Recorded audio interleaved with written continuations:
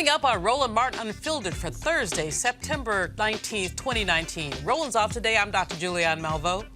Democratic donor Ed Buck has finally got caught up with him. He's been charged with the death of Jamel Moore, and we'll give you the latest. The Federal Reserve has lowered interest rates for the second time since July. We'll tell you why that's important.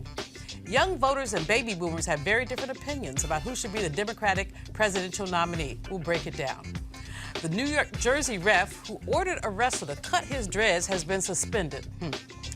And a black school principal was stopped by the police when he accidentally walked past a crime scene. Plus, a New York judge is forced off the bench for racist Trump-supporting posts on social media. So it's time to bring the funk on Roland Martin Unfiltered. Let's get it on. He's got it. Whatever the miss, he's on it. Whatever it is, he's got the scoop, the fact, the find. And when it breaks, he's right on time. And it's rolling. Best believe he's knowing. Putting it down from sports to news to politics. With entertainment just for kicks, he's rolling. It's on go, roll, y'all. It's Roland Martin, yeah. Rolling with Roland now. He's funk, he's fresh, he's real, the best, you know he's Roland Martin now.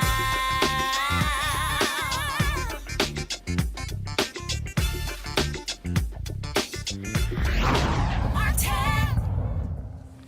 We've been talking about the case of Democratic donor and sexual predator Ed Buck this week, and today we have some good news. He faces one felony count each of battery causing serious injury, administering methamphetamines, and maintaining a drug house, the district attorney's office said in a statement. Joining me now, well, no, she's not going to join us, but she's been on top of this story. That's Jasmine Canick. She's been on top of this story, and we're hoping we'll get her later.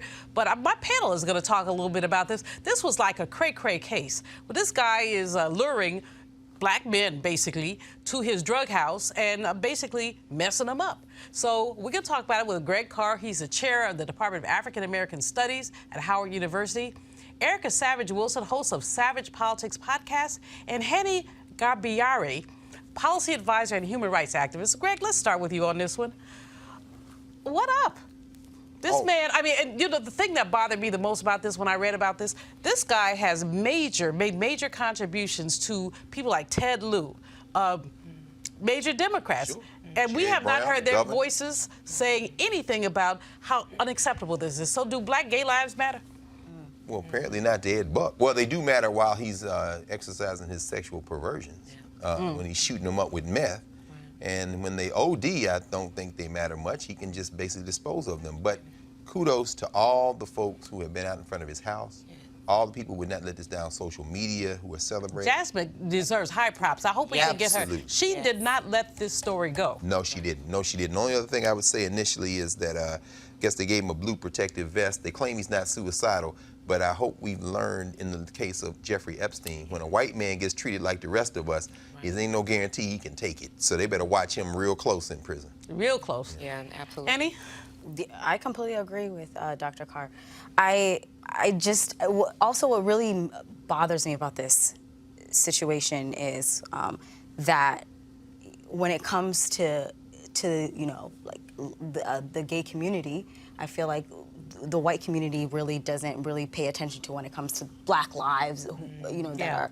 So it's like a lot of people weren't talking about it. So I was just wondering, why is that? How come it's not prevalent for them? But when it comes to other issues, like everybody's really silent about it. Like the white gay community, no one's really talking about it, and they should be talking about it. But it's like, how many lives had to have died? If it wasn't for the black community, the black gay community, this would have not been talked about at all. Eric? Absolutely, and I agree. And something that Jasmine said that really stuck with me on yesterday in the morning, she said all this time, and it's a part of what she tweeted out, all this time Ed Buck has been operating with the impunity that he knows he has as a white man. And so when you think about all of the intersections, and as you know, Dr. Carr and Hani have said, and you have expressed that, you know, he's had his day, he's having his day in court now, but understanding that the weight of the judiciary has commonly been on the backs of people of color, especially black people. hopefully we'll see him go through this process and that these families, our community, will get the justice that's deserved. Had people moved more quickly, there were 3 men involved. Right. At least one life might have been saved had people moved more quickly, but there seemed to have been an indifference. I mean, we really have to give a serious shout out to Jasmine. Yeah. And let's just take a minute, Greg, to talk about her. What must we say to this sister to encourage her to continue her activism? Well, that's difficult. You know, we just heard Erica mention intersectionality. I mean, when do we decide that we're going to stand up, all of us, for every African that's in harm's way? I think we have to tell her that as remarkable as this consistency has been, we've got to work to make it unnecessary. In other words, why can't, as you said, honey, why can't any of us, why shouldn't, in fact, any of us stand in her stead? Our sexual orientation is irrelevant. It should be irrelevant. But the fact that it's not irrelevant is not only a testament to how far we have to go.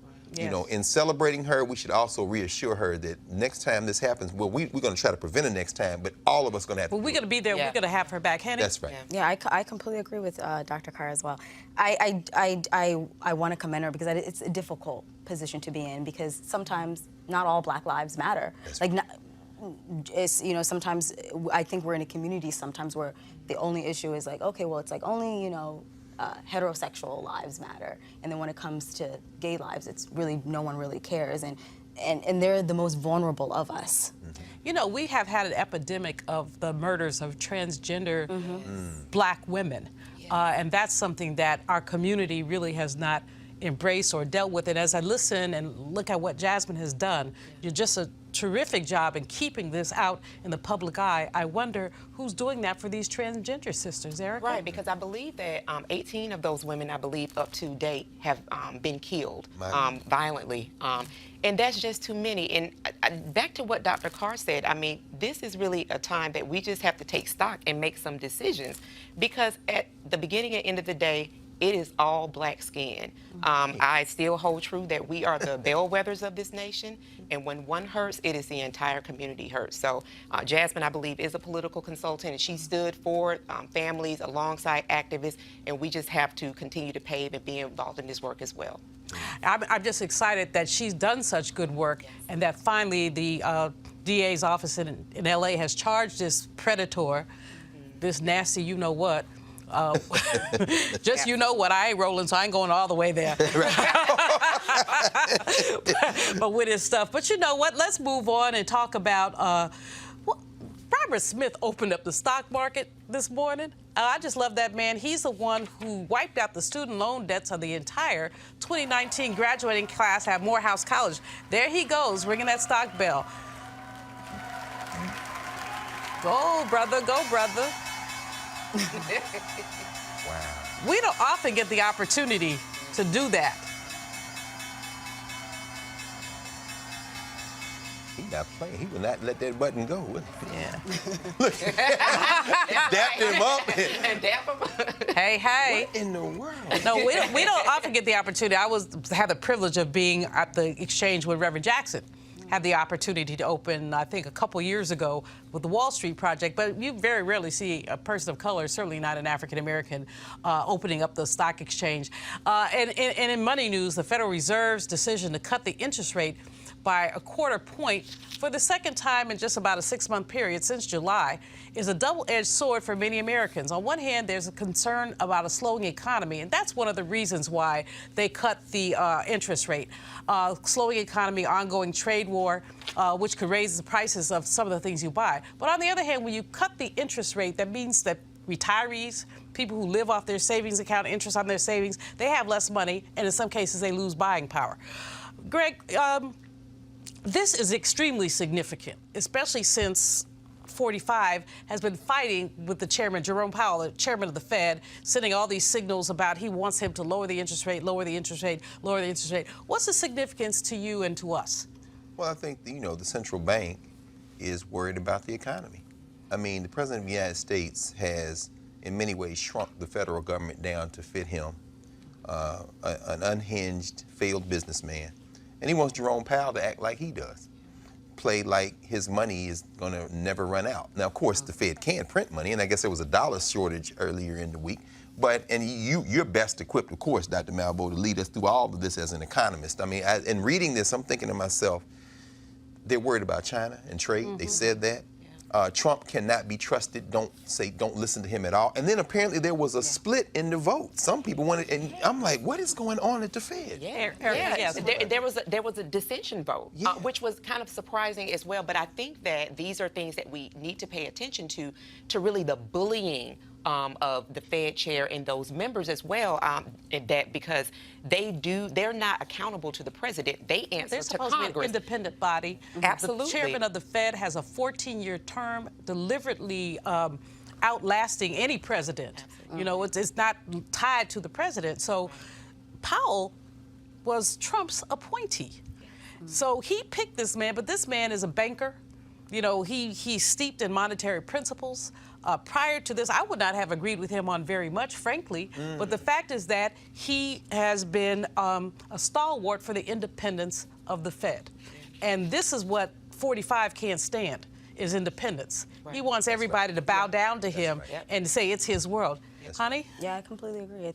That's what Donald Trump wants to do, just about him and what benefits him as well in terms of this issue as well. Yeah. I sure hope these New York people can get to the bottom of some of his tax returns, because some of these. Letitia James gonna get them tax returns. That sister gonna get them tax returns. Because some of the decisions that he's made seem to directly monetarily affect him. I mean, he has turned the Oval Office into a grifter's paradise. The nation.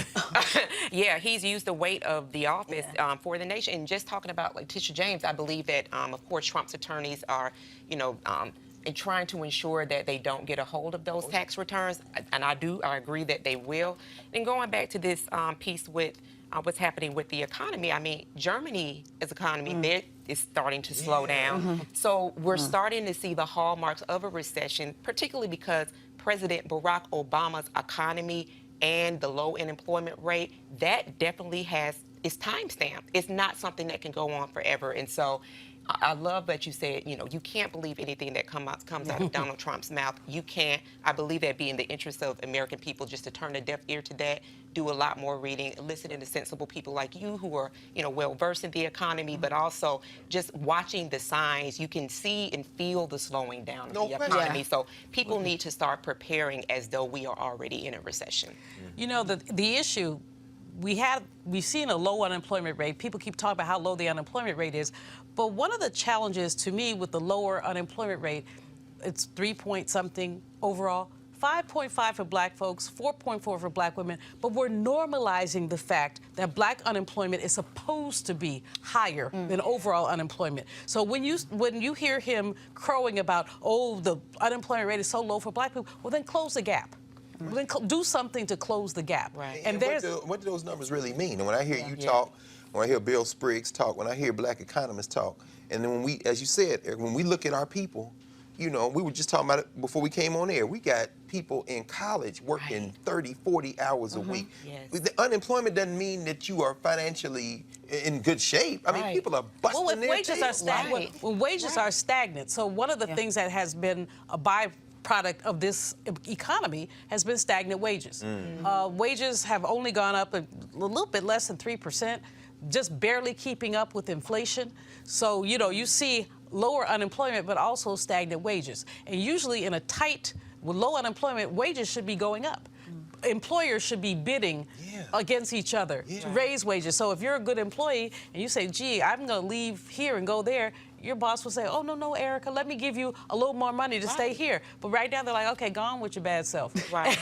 Because they know that the next job isn't necessarily going to pay a lot more. So the conditions, the people are gaining, but those are people at the top who are gaining. And people at the bottom simply are not. And so the whole issue about recession, and I'm on the board of the Economic Policy Institute, so today, we had our board meeting, and one of our economists who does a great job, Josh Bivens, was talking about whether or not when we were going. He says not if, it's when we go into a recession. Now the question is whether it's going to come within the next year to affect the election, or whether it's going to come in, let's say, 2021. We know it's coming, and the question is when it's coming. And one of the challenges is that if it goes down in the next year, it will affect 45 because the only thing he had going for himself was the economy. Yeah. But if it takes a little bit longer, he may be reelected. Well, I think it may have already hit him in an irrevocable way. I mean, we see, of course, one of the biggest stories in the country right now is this GM strike. I mean, GM is sitting on so much money as a result of this grand theft that the GOP pulled off year for last with this tax cut.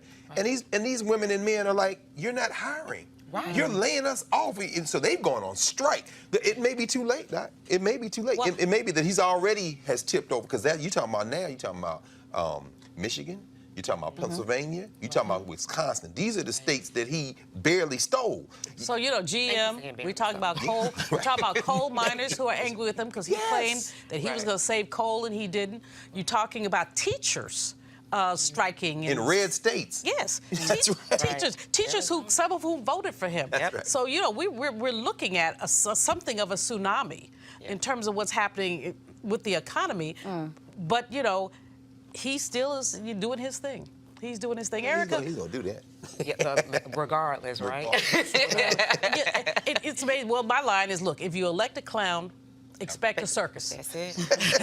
and let the sideshow begin. Not the universe soul, sir. And you know, what we've seen is the Department of Labor, every department doing things to undermine the progressive nature, which isn't really that progressive, but what we have had on the books is progressive economic policies. Not to mention, and we're not even going to go there, Betsy, devoid of good sense, the Secretary of Education, Miseducation, who is giving tax breaks to for-profit colleges and doing everything she can, again, to undermine, offering to use some of the student loan funds for the wall.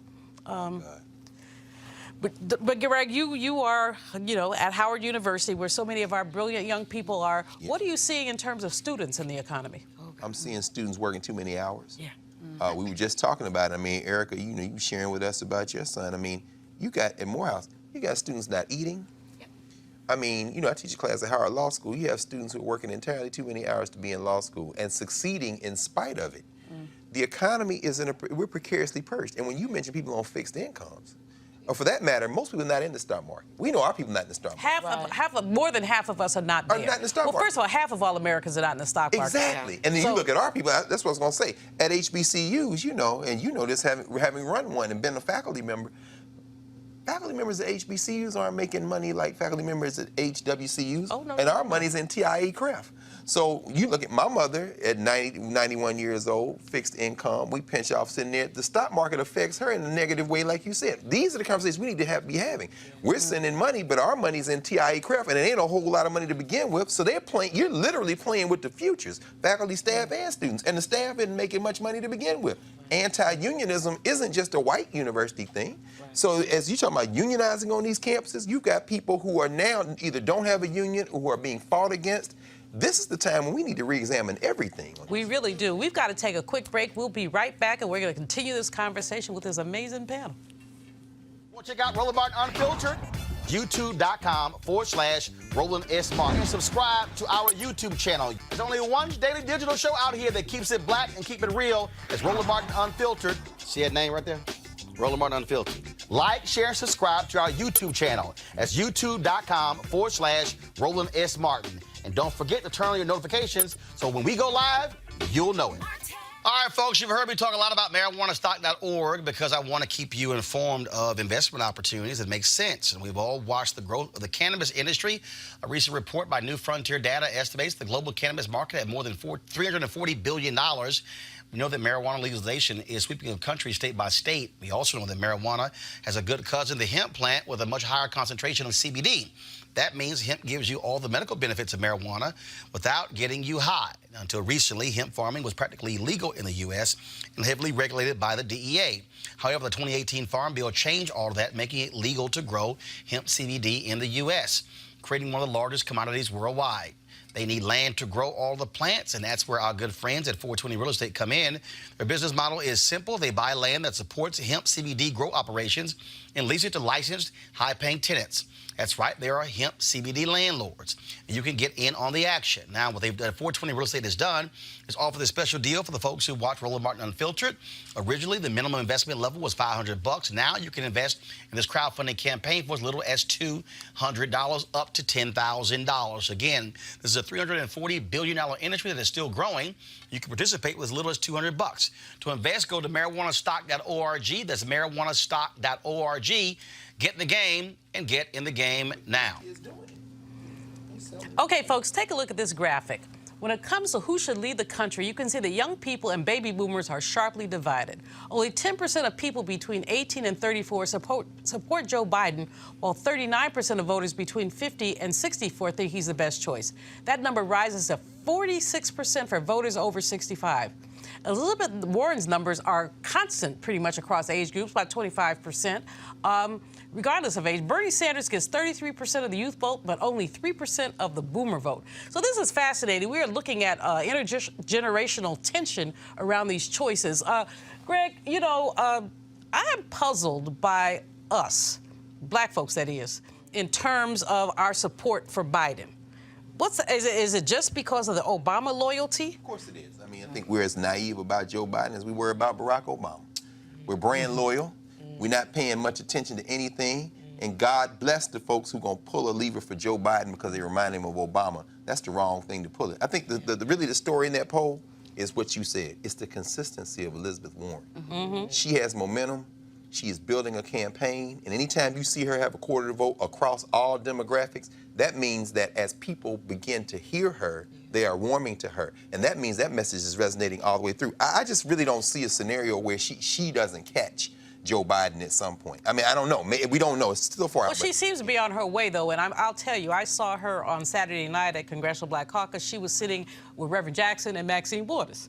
You can't do any better than that. I mean, Reverend has not endorsed anybody, but she's sitting right there with Rev and Maxine. Camel left early. Just saying. No shade, just saying. Honey, what do you think? You're the youngin' on the panel. Yeah, Tell me what young people are thinking. I don't know any young person who's excited about Joe Biden. I just don't know. I haven't seen it. To me, I don't think he resonates. And if he talks about a record player, what's that? And the thing that y'all don't even know record players. I'm like, who has a record player? Yeah, I'm like, who has a record player? He just is not, and he's not actually going and wanting to get the young vote as well, because he's relying on, the boomer.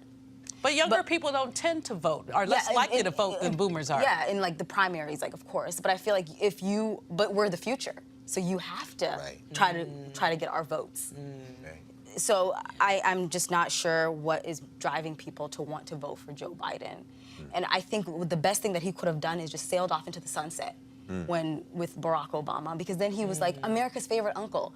That was Joe, Uncle Joe. Now it's like, now we know his history. Like, we're looking more into his life, and he says really incredible. The last debate, he said something in regards to going into African American homes and teaching how to be parents and stuff like that. That was really that was tone deaf. Yeah, it was very tone deaf. I don't know who his advisors are, and I'm sure he has. Well, Simone Sanders works for him. Yeah, and she's probably pulling her short natural, pulling pieces out of her head as he was talking, because it revealed who he is.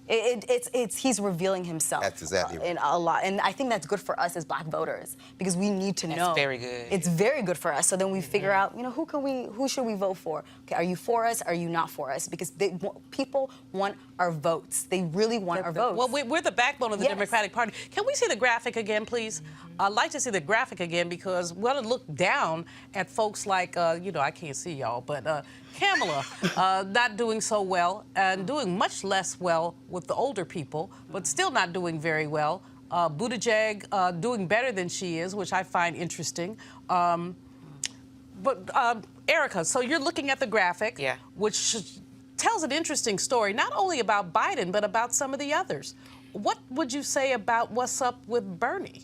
So Bernie has a strong constituency and following, so to speak. So I don't see that number's going to change much, even going into the primary. I would like to fall back on what Hani said when she said we are the future, that age 18 to 34 category. Dr. Avis Jones-DeWeaver and Melanie Campbell of the Black Women's Roundtable were on AM Joy a couple of weeks ago, breaking out and talking about this Essence poll that had just been released. And so when we look at the 18 to 34-year-old bracket, 26.9% of that body of voters were undecided. Yes, 26.9%. That was the significant. That was the most significant finding in that Essence poll. Yeah. And so many people had not made up their minds. They're waiting to see what happens. They're waiting for the fallout. Sure, and so it's still very early. So, name ID, recognition, but I do believe that Joe Biden just does not have the staying power. I don't believe that we'll continue to see the numbers that we continue to see, but for everyone else that we're looking at, the Elizabeth Warrens, the Kamala Harrises, for those people to still continue to look at them, but also for the 18 to 34-year-olds, that the Democratic Party needs to aggressively begin to court those voters, because you don't only want them to turn out, you want them to turn out and bring folk along with them. That's right. And that's the real dilemma with the 18 to 34s in particular. You first of all got to get them motivated enough to register, and then once they've registered, you've got to get them out. And what we saw in 2016 is that the 18 to 34s were like, They weren't. I had a young lady who told me she didn't like Hillary. I said, well, she ain't coming to your house. So you really don't have to like her. You don't have to serve her tea. But, and then the little girl had the nerve to call me months later, or years later, a couple years later, when Kavanaugh was appointed to the Supreme Court. She said, Doc, what are we going to do about our abortion rights? I said, I'm over 60. I don't have abortion rights. I said, see, you should have thought about that when you said you didn't like Hillary. But, the 18 to 34s, they're very picky. And because we had Obama, who many people were in love with. But you don't get to be in love with everybody who's on a ballot. I mean, most of us have made pragmatic decisions around voting. But honey, you're our young'un, so we're gonna come back to you. What must we do to get the 18 to 34s out? I think it has to be the policies, what gravitates towards the young people, like student debt, all of those. And I think that's why people are engaged more with like Elizabeth Warren, because she speaks to the people. She's trying to figure. She understands like there's a lot of debt that people my age have, and how can the debt be relieved? So she's really pointing to those kinds of issues, and I think that also, I think people don't think she's electable, but I think she has a lot of charisma, and I think people are interested in that. And people want to hear the truth. They don't want to hear like, oh, or maybe we'll figure it out, or we can do it. But they want to know, no, these are the things. And she says, I have a plan for this, this, and this, and this. And I think that's what is really important. What plans do you have, and how could it help us? A lot of people think she's unelectable because people don't think that a woman is ready. But I think that after Hillary, there was significant disappointment on the part of especially white women that, but although they didn't vote, her natural base should have been college-educated white women, and they only voted for her at 53%, which should have been 60 or even 65. But I think because there's this notion of women feeling done wrong, not only because of Hillary, but also because of that thing which is in the White House, that they may well come out for Elizabeth Warren. She also is much more likable, if you will, than Hillary is. Are we ready for a woman, Erica? Oh, absolutely. Because, we can all think about just our experiences having had mothers growing up. And I'm saying this to kind of like break it out. When you think about the importance of what women do globally, why would not a woman in the United States be ready to lead? And so for me, when we talk about things like electability and likability, when I was going through kind of like different boot camps and different type of political trainings, that was always something that was very much so highlighted, especially for women. But to me, that playbook has been thrown out of the window. It is all about what are we going to do to save our democracy. And so the person that is best qualified is the person that needs to have that job. But Greg, white men, white men are steeped in patriarchy, steeped in superiority. Absolutely. What does Elizabeth Warren or another woman like Kamala or even Amy Klobuchar, what does a woman have to do to get Bubba, the white boy? I think ignore them. Yes. White men are dying. the white birth rate is declining in this country. I think if Joe Biden is nominated, the Democrats are playing with fire. They haven't ensured a Trump second term, but he will have to put somebody on the bottom of that ticket to your point, to excite those young people and to excite everybody else. So that looks like, I think, if Biden is nominated, I think Biden-Harris would probably be the centrist right element of the DNC. They would want to see Kamala Harris at the bottom, because what you're signaling is she's going to be the president after me. Maybe I'll do one term. That might be enough to do turnout. I think that Hillary Clinton, we'll never forget, we know, of course, she won the popular vote, and the 3 states that turned the election was stolen by less than 200,000 votes, and we're talking about voter suppression in Milwaukee. Votes, less than 100,000 in Milwaukee, in Detroit, and in places like Philadelphia and other places. That's how they stole Pennsylvania, Wisconsin. So it's not like she didn't win. I think that it was close enough for them to steal, not because she was a woman, but to your point, she was Clinton. She's a known quantity. I think Elizabeth Warren and Democrats, what they have to do to win is nominate somebody that excites. If Joe Biden is nominated, for example, and puts Stacey Abrams, and she accepts, on the bottom of that ticket, I think he might have a chance. But if Elizabeth Warren is the nominee, I think she picks Cory Booker. I think that I think a Warren-Booker ticket will destroy Donald Trump. And it won't be because people won't vote for a black or won't vote for a woman. It's because, as you say, Erica, people are tired of this BS. And that woman is an academic. She is an administrator, and she has been a senator. And I think Warren Booker destroys Trump and whoever he puts. That's a really interesting. I hadn't thought about that combination. You know, one of the other things we talk about Hillary and the suppressed vote, Tim Kaine was a very uninspiring choice for VP. No I mean, Yes. he had. I mean, he's a nice guy and he's good on policy, but no redeeming social value as a vice president whatsoever. There were so many other options she had. She could have picked a Latino. She as had an picked example. Julian Castro. She'd be president. Yes, and I think she was just like, okay, I need a vice president candidate, and it's like, okay, well, he speaks Spanish. So I'll just, please. That's I'll exactly just, right. That's what it seemed like Yeah. to me. It's like you could have had someone. You have somebody who really speaks Spanish. But I don't even think Castro actually speaks Spanish. He doesn't. No, he actually doesn't. Yeah, so No, that's he probably also an issue. I just think, you know, it's interesting because there's that war in the Democratic Party is still there. They're still chasing those phantom voters. Yeah. Those guys are not coming back. If only white men had been voting the last 30 years, we wouldn't have had a Democratic president. We know that.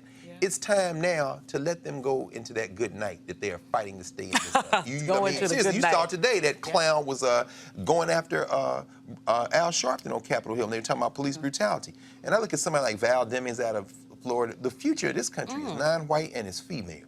So stop chasing those coal miners. They will come around or they won't, but they don't turn The coal miners are getting theirs. Hillary said that. Yes. Hillary said that. I mean, she said it indelicately, but she did say that this industry is failing. And we will train you to get another job. And didn't want it. 45 They said, didn't want "Oh it. no, I got your back." Well, what kind of back does he have? The coal miners have not gotten their jobs back. In fact, they're worse off than they were. So many people who he made promises to are worse off than they were. Yeah. But let's go back to this generational thing because it intrigues me. I guess as a baby boomer, I'm very intrigued by just our differences in terms of this ticket. The younger people on the ticket, Buttigieg, Kamala, Booker, do not seem to be getting traction with the younger people either. When you look at the chart, we're not going to pull it back up again. They're going to be tired of me in the control room. But when you look at the chart, well, we don't see them. I would expect, for example, Buttigieg to do better than Bernie. Oh, there it is. But he's not. Thank you. But look at that. So Bernie is doing very well among younger people. Buttigieg not as well. And he's, you know, people keep talking about him as the possible future. I initially said that, and he ain't ready for prime time, but he's a good guy, and some of his stuff has been good. His stuff about race is actually quite decent. Henny, why are young people not gravitating toward these? But now they like Andrew Yang, who's I find fascinating. I think, you know, Bernie speaks to the people, and he speaks to young people, and he speaks to the hearts and minds of young people. And I don't think other ones are interested in that. I think they're just about, you know, Pete is just more about, he has these like policies and he talks about them and he's very eloquent, but there's not a lot of spark that comes with him. When I hear him, I'm not like, oh, okay, I'm gonna vote for him. Right. It's like, yeah, he has a lot of accomplishments, but I don't think his point of view is just like, I just want to get the young voters and I'm trying to engage them as well. I think he's just trying to engage anyone that he possibly can to get votes. But I think Bernie is like, I understand you.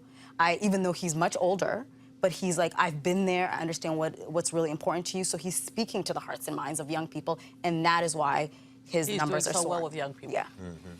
Well, we're going to move on. We're going to take a break and come back with this panel, but we're going to take a quick break. You want to support Roland Martin Unfiltered?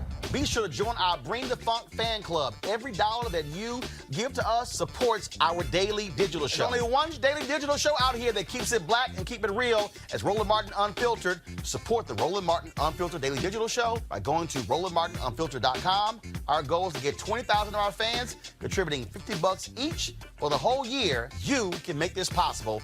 RolandMartinUnfiltered.com.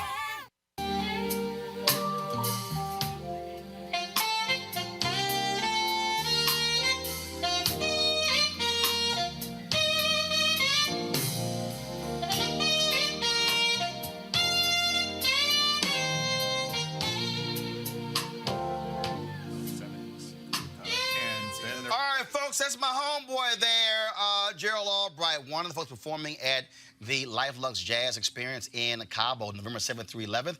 I'm going to be there as well. Weekend-long event held at the Omnia Day Club in Los Cabos, nestled on the Sea of Cortez in Los Cabos, Mexico. Folks, it's going to be an amazing time over those 4 days. We're going to have lots of great food and drink and golf and spa, health and wellness, you name it. The second annual Luxe Jazz Experience.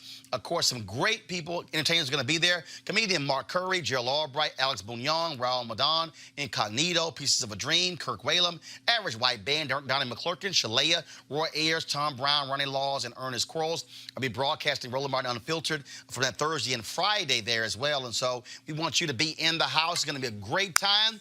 Go to LifeLuxeJazz.com, LifeLuxeJazz.com for more information. Packages are going fast. You also want to book it soon so your airline tickets are not crazy high. So go to LifeLuxeJazz.com. Dr. Greg Carr, you think that Roland's going to take us on this trip? I think he would at least have fun with us if we pay our money and go on the trip. Every time you run that, I'm like, man, I want to get on that boat. It sounds like from my panel, Dr. Greg Carr, chair of the African American Studies Department at Howard University, Erica Savage Wilson, who hosts a podcast, Savage Politics Podcast, and Hani Garabayari, who is a policy advisor and human rights activist and advocate, both. And we're happy to have them here. We want to remember this video, y'all. A young man allowing a New Jersey wrestling coach to cut his hair so he wouldn't have to forfeit his match. Andrew Johnson was on the mat and in uniform before a match in December when he was ordered by a white referee, Alan Maloney, to have his dreadlocks cut off or be barred from competing in a wrestling tournament, which meant his team would have basically forfeited. That referee, Alan Maloney, was given a 2-year suspension. Should have been like life, but whatever. Y'all remember that particular story. It really did speak to a lot of the whole issue around hair discrimination. And of course, now there's legislation that's run in California, the Crown Act, talking about looking at diversity in hair. Erica, you rocking those dreads. What did you think about that? Oh, it pissed me off. And so every time to have to watch that over and over again. And so here's why. Because to be black is to really be in the state of being policed constantly. And so that's something that we should have autonomy over as a human being, that the way that our hair grows from out of our head, that it has to be legislated in order for other people to have a basic understanding that this is the way that our hair grows, infuriates me. And so what the other part of the video that really did drive me was that when this young man was being, and I'm saying this, was being castrated. You had a white man behind him. You have a white woman doing the cutting. He's also flanked by 2 other white men, and then you have white boys coming up and giving him some level of support, encouragement, what we call in our community dab for showing love. To hell with that. That's right. Well, you know, the people who have, one of my sisters rocks dreads, and it's been taking her years to get her hair to where she wants it to be. So and his were relatively, I can't imagine someone just coming and cutting your hair like that. I just can't imagine it. It's so dehumanizing. Greg, in the context of our history, you know, as a professor of African American studies, from a context of our history, how does this resonate? To me, it's almost like Kunta Kinte becoming Toby. Erica has said it all. The way you characterize this is exactly what it was. That boy was surrounded by whiteness, and he was attempting to maintain his humanity in the face of an impossible decision. At that moment, he said, if I'm part of this community, then they don't want me to forfeit. Clearly, he didn't want to wrestle. So he let them cut his hair as a short demonstration of his humanity. Now, those people surrounding him, they showed no humanity. They showed their lack of humanity by allowing him, this your teammate, y'all supposed to walk off the thing. Come on. You know what I'm saying? Where's the solidarity? All four of them, those are the dap. And first of all, you put your hand, don't be giving me no dap. Why are we still here? And that demonstrates that we will never be human beings in this no good country to them. And so, no, I'm with you, Erica. At that moment, and historically, we have seen this confrontation over and over again. Every time a black girl gets written up in elementary or middle school because she won't let a teacher mispronounce her name or give her a nickname, every time we send a little black boy be told to take something off and he says, it's part of my outfit, I'm not going to take this, and then he gets sent to the principal's office. That is just one more example of the impossible way that we have to live in this country. It's absurd being black in America. Absolutely. Yeah. Henny, jump in here. Tell me what you thought when you saw this. It's, you know, I think what they wanted to do is to demean him and to make him feel humiliate. Because he was humiliated. Even you could just see his whole moment, his whole body language changed, and he felt very defeated. And I think that's the purpose. Like, you know, I think, you know, young black boys, I think this country really wants, society actually just wants to make them feel they're defeated. And cutting someone's hair. And as black people, you know, regardless of, you know, I'm from Somalia, and hair is very important in Africa. It's important. The whole diaspora, hair is just very much our crown. So when you do something, they also, you know that's going to be dehumanizing to us because it's a part of who we are in our essence and how we show who we are as people. Because, you know, we can, you know, the way that we dress, the way that our hair is, it makes up of who we are as people. And if you take that away from us, you're taking a part of us. It's, you know, it was a horrible situation, and I find that the 2-year suspension was extremely modest. That guy should never be able to referee again. No, well, that was his team. He made the thing, and then white people surrounded him and basically backed him on that. I'm so glad you mentioned the Crown Act, because those sisters, as my sister Ajwa Batwe Asmoa, I've known for about 30 years since she was an undergrad at Temple University. She's been one of the main people behind this Crown Act, getting this thing passed. As she says about the Crown Act, those sisters are kicking ass and they taking names. It's going to be against the law to mess with our hair in this country very shortly, and those black women should be applauded every day. Absolutely. Amen. And it started in California, but it's gone all over the country, and it really is important because, you know, in some corporate settings, the dreads are discouraged. You're well, I had an executive from a major network tell me once, he said, does your hair grow? I said, hair growth is a human function. He said, it would be so much more attractive if you grew your hair out. I said, I'm kind of cool where I am. No, I did not get that job. And I want to say, I mean, like, I've worked in federal government for nearly a decade. I've had people say to me, well, what is it that you do? I can't believe that you do that. And so my response to anybody, it's hair. It's hair. Wherever I go, whatever room I step in, I'm stepping in fully as Erica with my hair.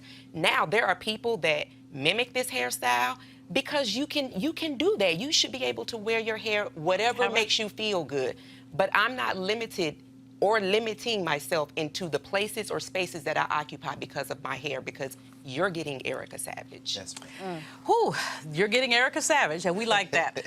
This week, the Baltimore County Police released some very disturbing body camera footage of a white police officer badgering a black high school principal in front of his child, his 15-year-old son, and demanding to know whether he was responsible for a crime scene he had just witnessed, because he just happened to be walking past. Let's take a look. You guys weren't involved in that at all, were you? You guys weren't involved at all? Why would you ask me that? Because you're standing here? I can stand because I'm a citizen. I pay taxes here. So what's the issue with me standing? I just told you I'm educating my son on how to deal with police. Well, let me educate you, sir. Okay? Educate me on what? When we do a thorough investigation, we start and talk to witnesses. Okay. Are you a You witness? ask me that first. I asked you if you're involved at all. Why would you ask me if I'm involved? Ask me if I'm a witness. If I'm a witness, I'm not involved. Sir, people get away with crime because of people like you. My man. So- People like me. Yeah. People Do like not you. fuck up to me. People like you. Okay? Step back. See this here? See what I'm saying? Okay? He came to me with this conversation, right? Yeah. I'm talking to him, right? Now he said, don't Sir, fuck up. hopefully you find a good role model. see what Okay? I'm I wouldn't listen to this dude. You understand that? No. You understand that? All right. Well, I'll be seeing you more then. You have no idea you're talking to, officer. You're wrong. Okay, sir. You're wrong. But That's fine. guess what? I thank you. Okay. He's in him. All right.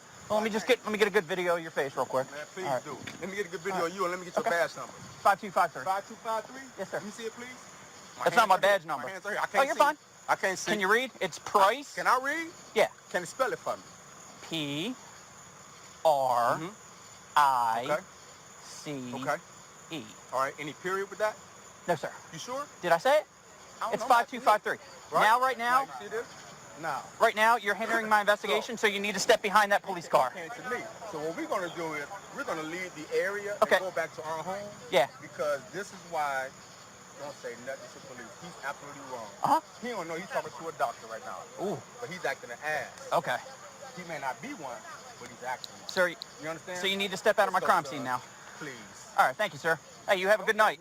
Don't thank me. And listen, I'm being cooperative. Uh-huh. Don't follow me. Okay.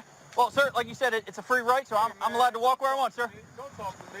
Sir, Don't talk to me, sir. just keep walking, sir. No, you stop walking. Sir, I'm you walking. have a good night. Keep walking. You have a good night. You're in my crime scene right now. You need to I ain't keep no walking. I'm walking. Sir, you don't want to be You're involved. walking on me. Sir, you don't want to be You're involved. You walking need to leave. towards me, Sir. I'm leaving. Sir, once again, you don't want to be involved.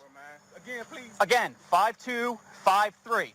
Did you get it that time, or do I need to write it down? I'll make sure that I talk to your sergeant. Absolutely. About how you insulted me, insulted my It's case. all on camera, Ask so. me, can I read? Okay, yeah.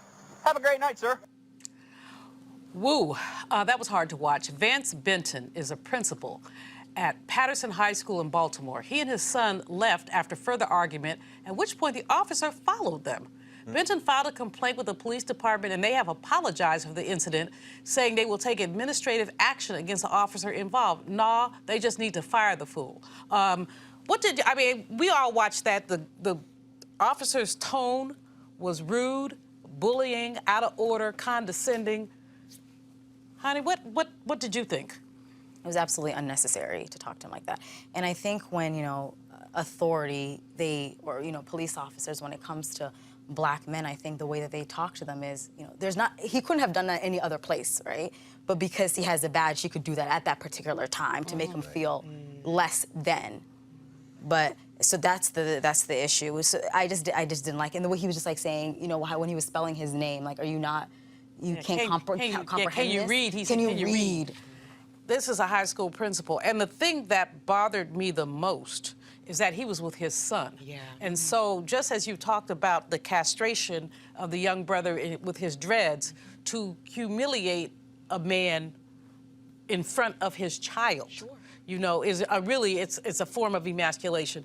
Greg, what did you think when you saw that? I mean, it's funny. A colleague, Jules Harrell, teaches at Howard, master teacher. He's in psychology, and Jules talks about the fact that we experience trauma on a moment-to-moment basis.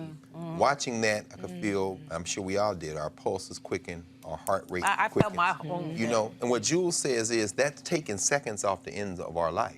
We shortened our lives watching that.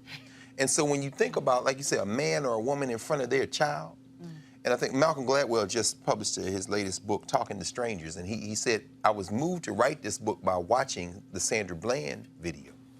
At any moment, I'm watching this thinking, at any moment this could escalate into something because of perception. Right. This white punk cop, 5'2", 5'3", Price, make him famous, everybody watching this, is looking, and he's got an assumption that he knows something about black people and black men. And I'm gonna control this N-word, and it's in front of his son. But that brother is sitting there, and he's got a decision to make every time he doesn't walk away. Because what he's caught between is, my son is here, as you said. saying, if my son wasn't here, maybe I would have said something to him and kept walking. But every time he doesn't walk away, I'm saying that's more for his son, because I can't be no punk in front of my son. Right. But as Malcolm Gladwell is writing, any moment of perception could have ended his life. Right. And we could have been watching a double murder because he turned his back. I'm saying, man, don't turn your back, brother. Right. We all watching and that. And the guy said, he said, keep on walking. Yeah. Keep on walking. Right. And you know, you're sitting there thinking, what I want to know, and I hope that the Roland Martin team will follow up. What was the administrative action taken? Right. This dude does not need to be a police officer. Right. This is how you talk to citizens. You don't need to be a police officer. Erica? Absolutely. The first thing I thought about was Freddie Gray. We're in Baltimore. And so just moving forward from that, and I'm glad that you brought in the trauma piece, because that's something that we should be taking in as a community as we think about decisions that we need to make around our Blackness, our safety, our protection, our children, our future. Because see, fools like this is price 5253, you said? Okay. They've only become even more emboldened because of Donald John. So we have to make a decision as a community, taking care of one another, ensuring that we're good, that we're safe, in trainings and things of that nature, whatever it takes, because these punks, as you call them, they're not stopping. They're only going to increase in number and behavior. We need to make sure, I mean, we really do need to make sure, when I go home, well, I got a bunch of other stuff to do, but sometime I'm gonna write a letter to somebody in Baltimore and say, fire this, you know whom, what. Right. You know, because someone who has that attitude, a man just happens to be walking by, and you just decide you get to harass him because he's black, because he's a black man. No, no, no. You don't need to be a law enforcement officer. Law enforcement officer. What you are is a pateroller, as in the you know, in enslavement days, attempting to impose order. Okay, so we got another one. Lord, white people just crazy, y'all. They cray-cray. The New York State Commission on Judicial Conduct announced that a state judge has been permanently barred from the bench after the commission filed a complaint over a threatening Facebook post that conveyed, quote, racial and or political bias, unquote. The official complaint shows that Alona Town Court Judge Kyle Canning had posted in February an image of a noose with text that read, if we want to make America great again, we will have to make evil people fear punishment again. A noose. According to the commission, Canning resigned in June after they served him the complaint regarding the post and has agreed never to seek or accept judicial office at any time in the future. All right. I mean, we just got cray-cray today. Cray-cray to the cray-cray. Dr. Greg Carr, this was help us understand the significance of noose in the context of our history. Well, I think if you play it right, you can get elected to the United States Senate. Remember Cindy Hyde in Mississippi saying that, you know, if you invite me to a lynching, I'll come? And Mike Epps still lost the election. I mean, so that noose is a symbol of, just tie these two stories together. It's a symbol of white power and order.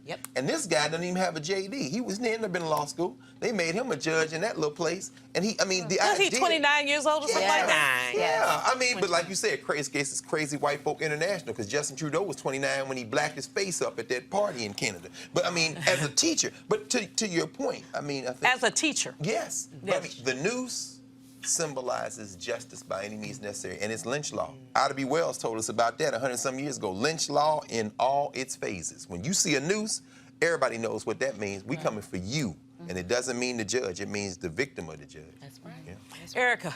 Again, to what Jasmine tweeted out the other day, it is white men knowing that they can operate without impunity. And then he issued a statement, and in that statement, he was not remorseful at all. He was apologetic to, I believe, his colleagues who he felt like his absence, would, you know, create, I guess, more of a workload. For them, Absolutely. So, again, y'all, look at what we're dealing with. This is not a drill. This is what it is. And I'm glad that in that story, it did mention his age, because I believe that within our nation that there's this belief that, you know, people who are anti-black and who are racist are this, you know, this group of people that are, you know, they're falling. No, ma'am. No, they are being born every day and they're here. Well, see, and that's I don't mind old racists. because they finna die.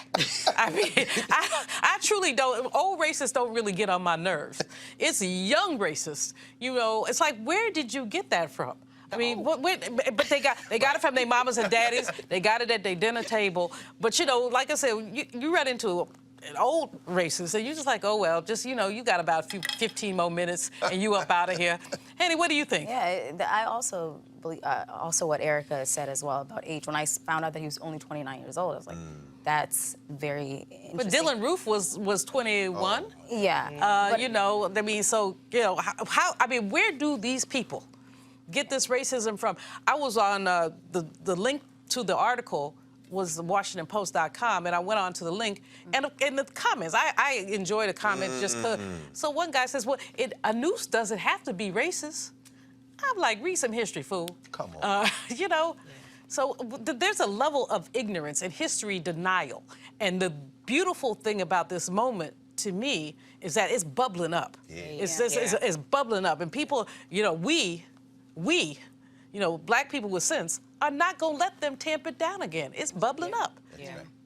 That's right. Yeah, you can't put the lid on this pot, so it's pretty much bubbling over. It's really unfortunate. Yeah. So we've got these connected stories of policemen, the dreadlocks, the ignorant Baltimore policeman. What was his name? Mr. Price, number 5253. Don't forget it, y'all. Right. And then this judge. No, and when we connect, Write that down. when we connect these things, what are we left with, Greg? I think we're left with the importance of black news media, the importance of conversations like this, the fact that we live not just in the United States but in the world. I'm so glad you said what you said, honey, about being Somali and being here in the United States, so that you understand uniquely in a way that we need to begin to understand that the United States isn't the only country in the world, and everything is in play. I mean, even the Fed story, the Chinese are sitting back laughing. Why? You started a trade war with the future of the world. So Well, it's 300 and some million of us, and how many trillion of them? I mean, they outpopulate us 3 to 1. 1.2 billion Africans right now, 40% of whom are under 15 years old. So let's be very clear. We're living in the past, except our people are part of a larger world. And if China decides to start a real trade war with America, that's when these hillbillies that going to vote for somebody else going to get real messed up, because the draws in Walmart are going to go skyrocket, and so the iPhones and the MacBooks. Yes, so, I mean, the draws in Walmart. We live in the world. Right. It's the truth.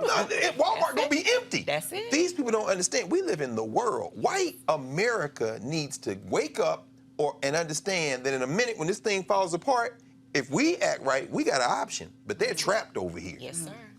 You know, and you mentioned Trudeau and the brown face thing. That was shocking to me because he seems to be relatively progressive. But, you know, that just shows that when you scratch a white person, here come the racism. Henny, you got something to say? Yes, I do about Trudeau. I was thinking about that a lot, actually, because, you know, when people think of Canadians, they think of maple syrup and they think of hockey. But I think there's there is an obvious racism in there, and people do not understand the First Nations, the people, the Indigenous people in Canada are treated incredibly terribly.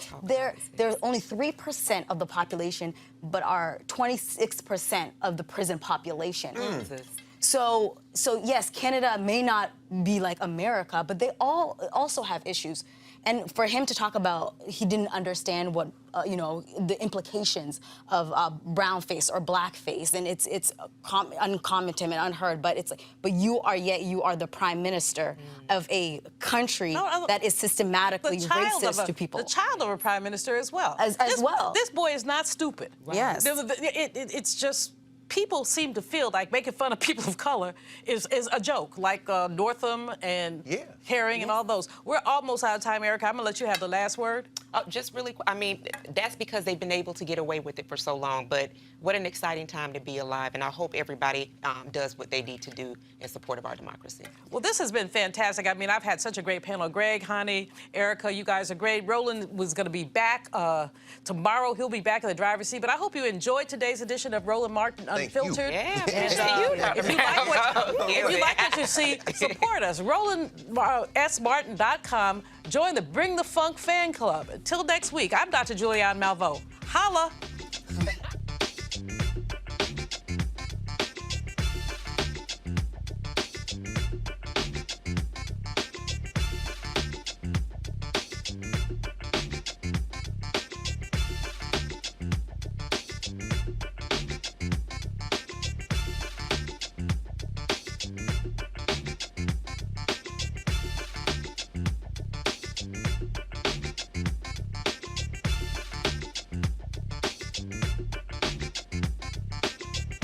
Hey fam, I want you to like, share, and subscribe to our YouTube channel, youtube.com/Roland S. Martin, and don't forget to turn on your notifications. Hey fam, want to check out Roland Martin Unfiltered, the blackest show on all of digital, cable, and broadcast. Check out our audio podcast. There's only one daily digital show out here that keeps it black and keep it real. It's Roland Martin Unfiltered. Press play. You want to check out Roland Martin Unfiltered? youtube.com/Roland S. Martin. And subscribe to our YouTube channel. There's only one daily digital show out here that keeps it black and keep it real. It's Roland Martin Unfiltered. See that name right there? Roland Martin Unfiltered. Like, share, and subscribe to our YouTube channel. That's youtube.com/Roland S. Martin. And don't forget to turn on your notifications so when we go live, you'll know it. Hey everybody, this is your man Fred Hammond, and you're watching Roland Martin, my man, Unfiltered. Hi, this is Essence Atkins, and you're watching Roland Martin Unfiltered. Hey, yo, Peace World, what's going on? It's the Love King of R&B, Raheem Devon, and you're watching Roland Martin Unfiltered. Hi, my name is Brescia Webb, and you're watching Roland Martin Unfiltered. Ow. Well, I like a nice filter usually, but we can be unfiltered. What's going on? This is Tobias Trevelyan, and if you're ready, you are listening to and you are watching Roland Martin Unfiltered. What's up? I'm Lance Gross, and you're watching Roland Martin Unfiltered. Hi, this is Cheryl Lee Ralph, and you are watching Roland Martin Unfiltered. I mean, could it be any other way? Really? It's Roland Martin.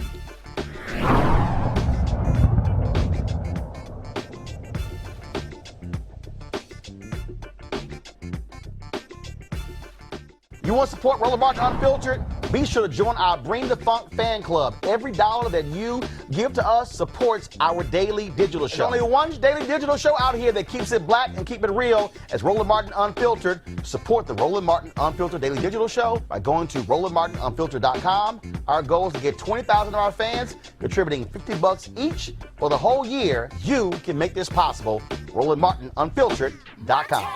Hey fam, want to check out Roland Martin Unfiltered, the blackest show on all of digital, cable, and broadcast. Check out our audio podcast. There's only one daily digital show out here that keeps it black and keep it real. It's Roland Martin Unfiltered. Press play.